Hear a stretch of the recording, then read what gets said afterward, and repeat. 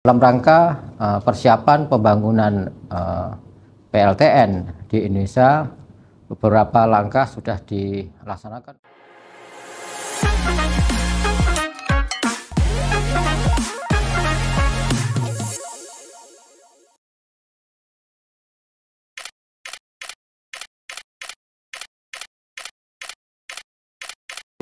Manten, di episode sebelumnya kita sudah membahas tentang kebijakan pengawasan Bapeten terhadap rencana pembangunan PLTN Indonesia. Lalu, apa saja regulasi terkait perizinan PLTN jika ingin dibangun di Indonesia? Apa saja sih yang harus dipersiapkan atau dipenuhi dalam rencana pembangunan PLTN ini? Mari kita simak bersama Deputi Pengkajian Keselamatan Nuklir Bapeten.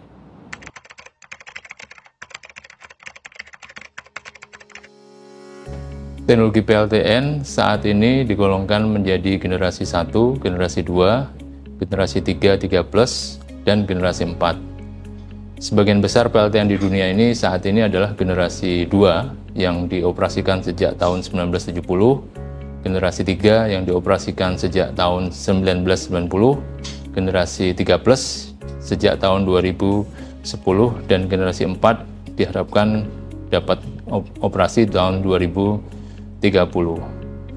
Setiap generasi punya kelebihan dari sisi keselamatan, performa, operasionalnya, kemudian dari sisi ekonomi. Tentunya generasi 3 saat ini adalah memiliki keselamatan yang lebih baik dengan sistem aktif. Generasi 3+ keselamatan yang menggunakan sistem pasif. Umur operasi generasi 3 adalah 40 tahun, generasi 3+ adalah hingga 60 tahun. Saat ini memang regulasi tidak menetapkan teknologi PLTN tertentu, tetapi ketentuan yang ada di dalam regulasi menyatakan bahwa PLTN yang dibangun harus memiliki teknologi yang teruji. Oleh karena itu, jika Indonesia dalam waktu dekat ingin membangun PLTN atau mengoperasikan, maka generasi 3+ adalah pilihan yang paling cocok karena sudah menggunakan sistem pasif, performanya lebih baik, kemudian keselamatannya juga lebih tinggi, dan dapat dioperasikan hingga 60 tahun.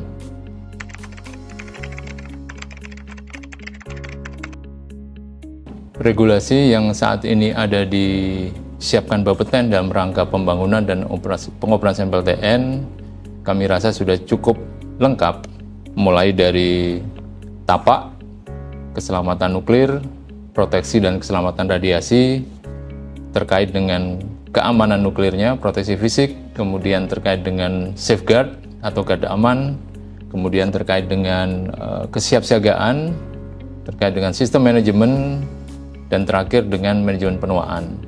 Dan tentunya regulasi yang ada juga mensyaratkan jaminan finansial pada saat konstruksi, pada saat decommissioning, kemudian pada saat terjadi pertanggungjawaban kerugian nuklir.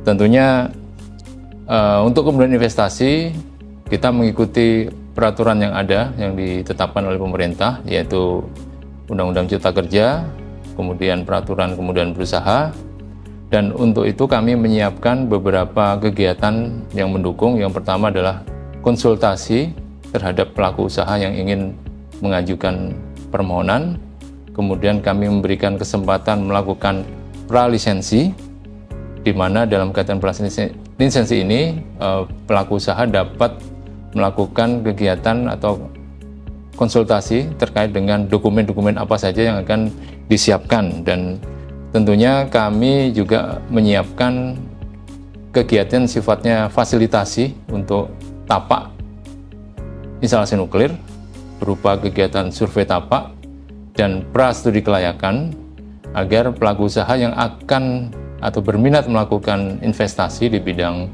pembangkit listrik tenaga nuklir dapat mengetahui lokasi-lokasi mana yang potensial untuk mereka akan bangun pembangkit listrik tenaga nuklirnya.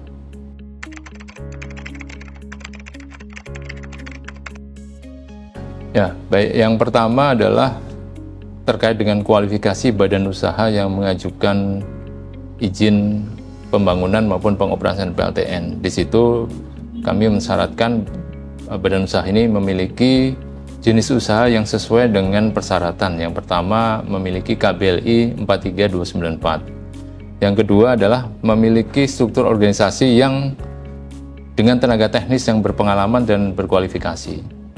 Yang ketiga, tentunya desain yang akan diajukan di dalam pembangunan ini telah mendapatkan persetujuan dari Bapeten. Kemudian yang berikutnya adalah tapak yang menjadi lokasi, ini juga telah memenuhi mendapatkan persetujuan dari Bapeten, terutama dari aspek gempa, gunung api, tsunami, meteorologi, hidrologi, kemudian dari kejadian manusia. Kemudian yang tidak kalah penting terkait dengan kemudahan berusaha harus sudah memiliki kesesuaian pemanfaatan ruang yang diterbitkan oleh Kementerian ATR. Kemudian juga harus ada persetujuan lingkungan hidup dari Kementerian Lingkungan Hidup. Dan pada saat konstruksi tentunya sistem dan komponennya harus bersertifikasi dan memiliki mutu yang sesuai dengan kelas keselamatannya. Kemudian dilakukan konstruksi oleh kontraktor yang memang berkualifikasi sesuai dengan ketentuan peraturan perundangan. Kemudian tidak kalah penting, petugas yang nanti melakukan operasi, perawatan, dan kegiatan lainnya harus memiliki sertifikasi dan izin bekerja. Kemudian pada saat komisioning tentunya dilakukan sesuai dengan SOP yang ada, agar pada saat operasi sesuai dengan standar operasi maupun standar dari peraturan perundangan. Kemudian pada saat operasi dilakukan, tentunya harus dilakukan operasi dan perawatan secara teratur, berkala, dan tidak kalah penting harus menerapkan manajemen penuaan terhadap fasilitas nuklir yang ada. Nah, Manten, ternyata Bapeten telah menyiapkan regulasi persyaratan terkait perizinan tapak, keamanan fasilitas, manajemen penuaan, dan tentunya jaminan finansial untuk memastikan keselamatan dan kelancaran dalam rencana pembangunan PLTN hingga pengoperasian PLTN nantinya. Jadi Manten, jangan lewatkan episode selanjutnya tentang strategi Bapeten dalam memastikan keselamatan pekerja, masyarakat, dan lingkungan bersama Deputi Perizinan dan Inspeksi Bapeten.